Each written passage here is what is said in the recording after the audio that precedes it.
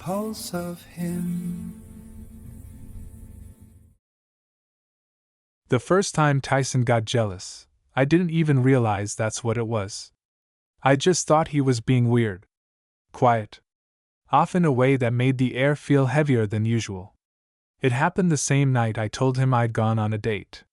We were sitting on my couch, knees almost touching like always, a half-empty pizza box between us, and some dumb show playing in the background that neither of us was actually watching. Tyson had been my best friend for almost 6 years, long enough that silence between us usually felt comfortable. That night it didn't. "So," I said casually, like my heart wasn't thudding a little harder than normal, "I met someone." He didn't look at me right away. Just reached for another slice and shrugged. "Cool." One word. Flat. No follow-up. That alone should have tipped me off. "Yeah," I added. "His name's Aaron. We grabbed drinks after work." That's when Tyson froze. Just for a second. His hand hovered over the pizza box, then pulled back like he'd lost his appetite mid-reach. "Oh," he said. "Didn't know you were dating now." I laughed under my breath. "I've been dating. You just usually hate hearing about it." He finally looked at me then. Really looked. His jaw was tight, eyes darker than usual, like he was trying to decide whether something was worth saying. "I don't hate it," he said. "I just think most guys don't deserve you." That was classic Tyson, protective, half joking, half serious. Normally it would have made me smile. Instead, it landed strange. Too sharp. I shrugged. "Aaron seems decent. Normal. Easy to talk to." Tyson leaned back, folding his arms across his chest. "Easy, huh?" The word hung there, sour. We'd always had this unspoken thing, him calling himself straight, me never pushing, both of us pretending there wasn't history in the way he'd fall asleep on my shoulder during late-night movies or get weirdly territorial when guys flirted with me at bars. We never named it. Naming it would have meant changing everything. But that night, something shifted. Over the next week, I started seeing Aaron more. Coffee before work. Long walks that turned into dinners. The kind of connection that felt steady instead of chaotic. I liked that. I needed that. Tyson, apparently, did not. He stopped texting as much. When he did, replies were short. Dry. If I mentioned Aaron, he'd change the subject or suddenly remember he had stuff to do. The tension finally snapped the night Tyson showed up at my place unannounced. I opened the door to find him standing there, jaw clenched, hoodie half-zipped like he'd thrown it on without thinking. "You busy?" he asked. I hesitated. "I was actually heading out. Aaron's picking me up." That did it. His laugh was sharp, humorless. "Of course he is. What's that supposed to mean?" I asked, stepping aside to let him in anyway. Tyson paced my living room like it had personally offended him. "How long has this been going on?" "A couple weeks," I said. "Why?" He stopped in front of me. Too close. Close enough that I could smell his cologne, familiar and unsettling all at once. "Because you don't disappear like this," he said. "Not with me." There it was. Not concern. Not friendship. Possession. "I'm not disappearing," I said carefully. "I'm just not available every second anymore." His eyes flicked to my mouth, then away. "You used to be." The room went quiet. Heavy. "You don't get to be mad at me for dating," I said. "You've had girlfriends. You've done whatever you wanted." "That's different," he shot back. "Why?" He opened his mouth. Closed it. Ran a hand through his hair like he was trying to physically shake the words loose. "Because none of them mattered," he said. "This does." My chest tightened. "Why?" Another beat. Longer this time. "I don't know," he muttered. "I just know I hate the way you look when you talk about him." "Happy?" I asked softly. He swallowed. "Taken." That word settled between us, dangerous and revealing. I realized then, this wasn't about Aaron. It never had been. It was about the space Aaron now occupied. Space Tyson had quietly assumed would always belong to him. My phone buzzed on the counter. Aaron's name lit up the screen. Tyson watched it happen. Watched me glance down. Watched me hesitate. Something in his expression cracked, not anger this time, but fear. And that scared me more than his jealousy ever could. I picked up my phone, heart pounding, suddenly aware that whatever we were standing on was already shifting beneath our feet. Not collapsing. Not exploding. Just moving. And once something moves, it never really goes back to where it was before. Aaron's car pulled up 10 minutes later. I watched it from the window while Tyson stood behind me, silent, like he was daring me to turn around and choose him instead. I didn't. "Don't wait up," I said, grabbing my jacket. He scoffed quietly. "Wasn't planning on it." But when I reached the door, his hand caught my wrist. Not hard. Just enough. "Read," he said low. "Be careful." I met his eyes. "I always am." The lie tasted bitter. The date with Aaron was good. Easy. Warm. We laughed, shared fries, leaned close in the booth without thinking about it. When his knee brushed mine, I didn't pull away. When he smiled at me like I was something worth choosing, my chest loosened in a way it hadn't in a long time. Later, back at his place, things blurred into heat and soft edges. Hands, breath, closeness. I won't get graphic, but I'll say this: it felt mutual. Wanted. Clean in a way I hadn't realized I was missing. And still, when I left, Tyson's face followed me home. He was sitting on my couch when I walked in. I stopped short. "How did you? You gave me a key," he said. "A long time ago." He stood slowly, eyes flicking over me like he could see exactly where I'd been, exactly what I'd done. His jaw tightened.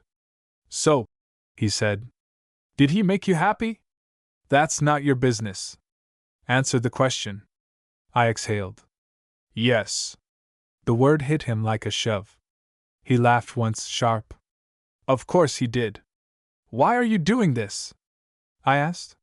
"You don't get to interrogate me like you're my boyfriend." Something dark and raw crossed his face. "That's the problem, isn't it?" The air between us felt charged, dangerous. He stepped closer. I didn't move. "I've been here," he said. "Every damn day. And suddenly I'm, what? Optional?" "You were never optional," I said. "You just never chose me." Silence. Thick. Honest. He swallowed. "I didn't think I could." "And now?" I asked quietly. His voice dropped. "Now I can't stand the idea of someone else touching you." My pulse spiked. "Tyson, I know," he said quickly. "I know. I'm late. I'm screwed up. I'm still trying to understand what this even means." I stepped back, needing space to breathe. "I'm not a placeholder while you figure yourself out." His shoulders slumped. "I know." We stood there, two truths colliding. Want and timing. History and consequence. "I care about him," I said finally.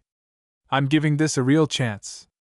Tyson nodded slowly, like each movement cost him something. "Then I won't cross that line." Relief and loss twisted together in my chest. "But don't pretend this doesn't hurt," he added. "Don't pretend you don't feel it too." I didn't answer. Because I did. He left a few minutes later. No slam. No drama. Just a quiet click of the door. I sat on the couch long after, staring at nothing, realizing something important had shifted again, not toward chaos this time, but clarity. I couldn't save Tyson from himself. I couldn't shrink my life to keep him comfortable. And for the first time, choosing someone else didn't feel like betrayal. It felt like growth. Painful. Necessary. Real.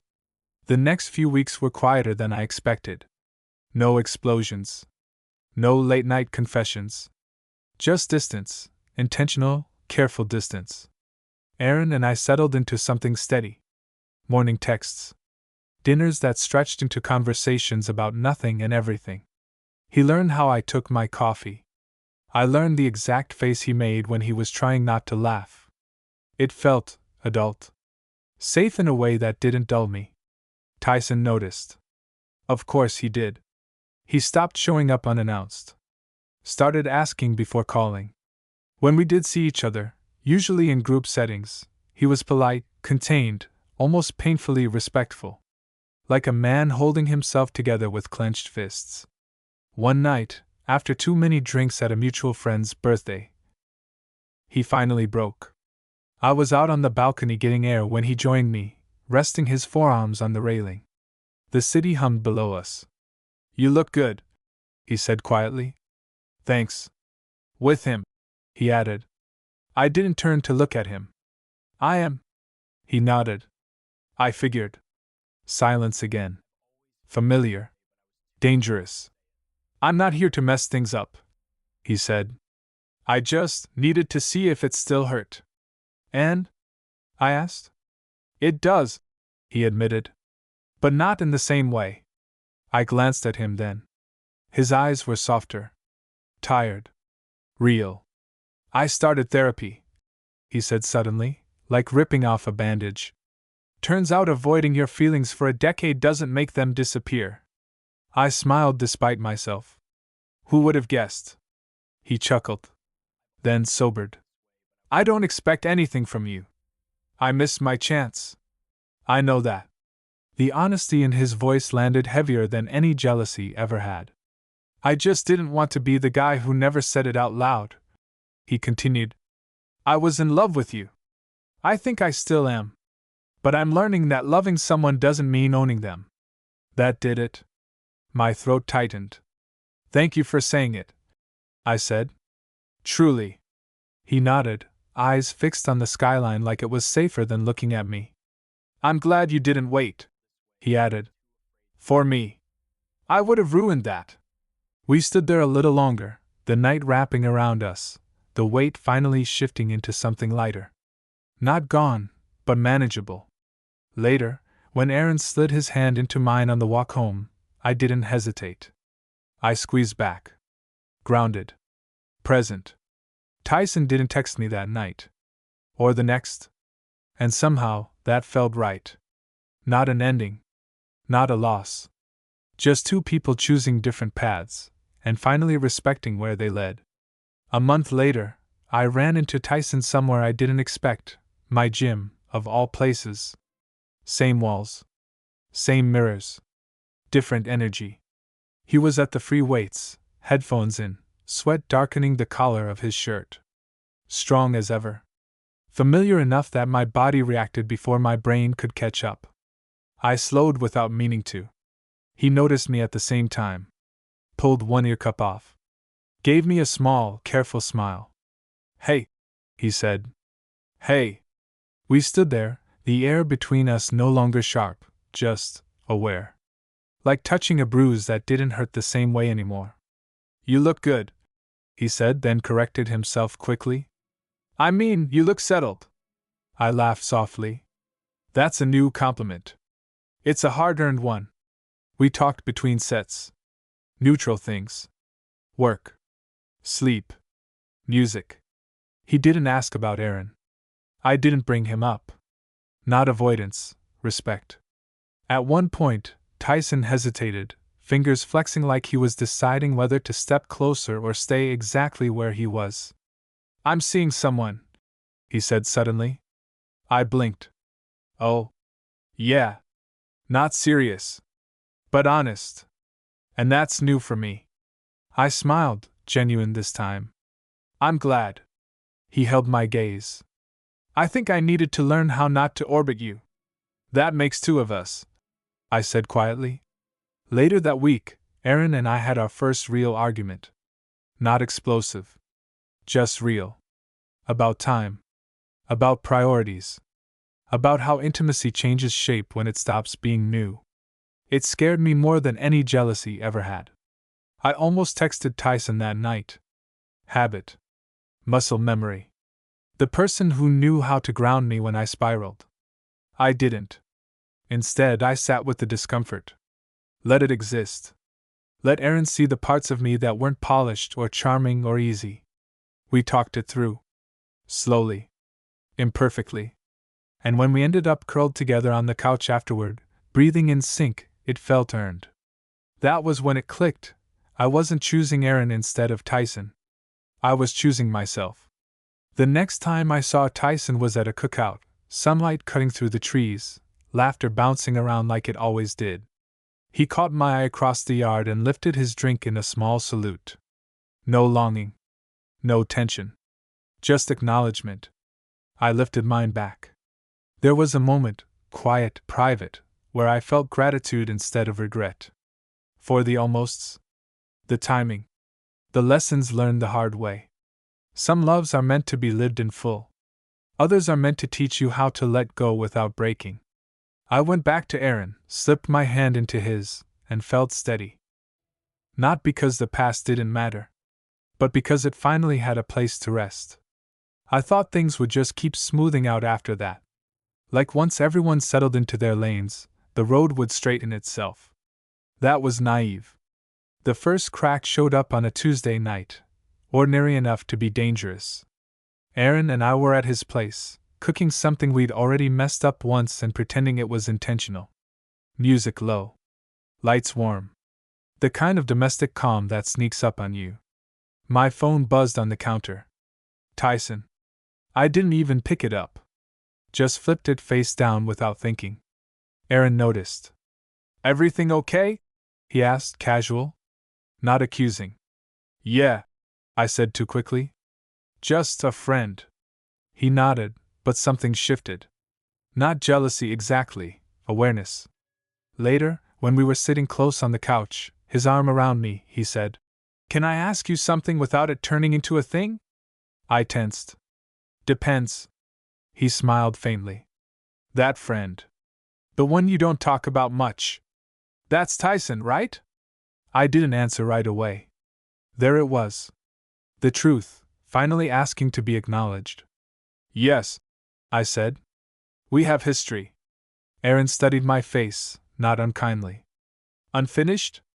No, I said and meant it. But significant. He exhaled, slow. Okay. I just needed to know what space I'm actually walking into. That hit harder than any accusation could have. A few days later, I ran into Tyson again, this time accidentally, at a corner coffee shop we both used to treat like a second home. He was already there, sitting by the window, sunlight catching the edge of his jaw. We locked eyes. Neither of us smiled right away. Hey, he said eventually. Hey. I ordered my coffee. He waited. When I joined him, it felt familiar in a way that no longer scared me, but didn't fully settle either. I heard your name the other night, he said. I blinked. From who? My therapist, he added quickly, then smirked. Kidding. Mutual friends. They mentioned you and Aaron seems solid. We are, I said. He nodded. Good. Then, quieter. I wanted to apologize for the way I handled things at first. I made it about me when it should have been about you. I believed him. That was the problem. I believed him now in a way I couldn't before. Thank you, I said. That matters. He hesitated, fingers tapping the mug. I don't want to be a shadow in your relationship. You're not, I said. But I also can't pretend you're nothing. He met my eyes. I wouldn't want you to. We sat there, the noise of the cafe filling the gaps. Two people no longer fighting the truth, but still learning how to live with it. That night, I told Aaron everything. Not every detail, but every truth that counted. The feelings that had existed. The jealousy. The way it almost derailed me. The way it didn't. He listened. Really listened. Didn't interrupt. Didn't flinch. When I finished, he reached for my hand. Thank you for trusting me with that, he said. I don't need to compete with your past. I just need to know you're here with me now. I am, I said. Completely. And I realized something then, something quiet but solid. Tyson had been a mirror. He showed me parts of myself I needed to see. But Aaron was the person I was choosing to build with. Not out of fear. Not out of habit. Out of clarity. Later, lying awake, I thought about jealousy, how it can look like passion, how it can disguise love, how it can also just be fear in a louder voice. Tyson had been afraid of losing me. I had been afraid of standing still. And now, finally, neither of us was running anymore. Just breathing. Just moving forward. One honest step at a time. The jealousy didn't disappear overnight. That's the lie people like to tell, that once feelings are named and boundaries are set, everything magically settles into place. Real life isn't that clean. What changed was how it showed up. Aaron and I were solid, but solidity comes with mirrors. The deeper we got, the more I noticed the reflexes I'd built around Tyson over the years. Little things. Reaching for my phone when I felt overwhelmed. Measuring moments against old rhythms instead of letting new ones form naturally. One evening, Aaron caught me doing it without meaning to. We were lying in bed quiet, the kind of quiet that feels safe enough to let your thoughts wander. He traced slow, absent patterns on my arm, then stopped. "You're somewhere else," he said gently. I turned my head toward him. "I'm right here." "I know," he said. "But part of you isn't." That scared me more than accusation ever could. "I don't want to lose you to a ghost," he added. Not bitter. Honest. I swallowed. "You're not." But saying it wasn't enough. I realized that then. A few days later, Tyson texted me asking if we could talk. Not vague. Not late night. Just direct. I said yes. We met at the park near my apartment, the one we used to run laps around when either of us wanted to go home. The air was cool, the sky dimming into early evening. "I won't keep you long," he said as soon as we Saturday. "I just needed to close something properly." I nodded. "Okay." He looked out at the path, watching people pass. "I've been seeing someone more consistently. She's great. Smart. Calls me out when I dodge." "That sounds good," I said. And meant it. "But I realized something," he continued. "I kept comparing her to you. Not because I wanted you, but because I hadn't let you go cleanly." He turned to me then. "That's not fair to either of you." My chest tightened. "So what are you saying?" "I'm saying I need to step back," he said. "Not dramatically. Not angrily. Just intentionally. You deserve to be fully where you are. And I need to learn how to be fully where I am." The finality in his voice didn't feel like abandonment. It felt like respect. "I don't regret loving you," he added quietly. "But I don't want it to keep us stuck." I nodded, throat thick. "Me either." We hugged before leaving. Brief. Grounded. No lingering. No sparks, just history settling into memory. That night, I went home and told Aaron everything again. Not because he asked. Because I wanted him to know I was choosing clarity, not comfort. He listened, then pulled me close. "Thank you," he said into my hair, "for not making me compete with your past." I rested my forehead against his. "You never were." Later, lying awake, I realized something subtle but profound. Tyson hadn't been jealous because I was dating someone else. He'd been jealous because I was finally moving forward. And now, so was he. That wasn't an ending. It was alignment. And for the first time, all the lines in my life felt like they were pointing in the same direction. Life didn't announce the calm when it arrived. It just settled. Weeks passed. Then months.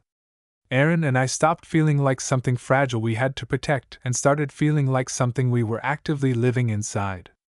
Grocery runs. Inside jokes. Arguments that ended in understanding instead of distance. The kind of intimacy that isn't loud but stays. One evening, we were walking home after dinner, hands brushing in that lazy, familiar way, when I realized something quietly stunning. I hadn't thought about Tyson all day.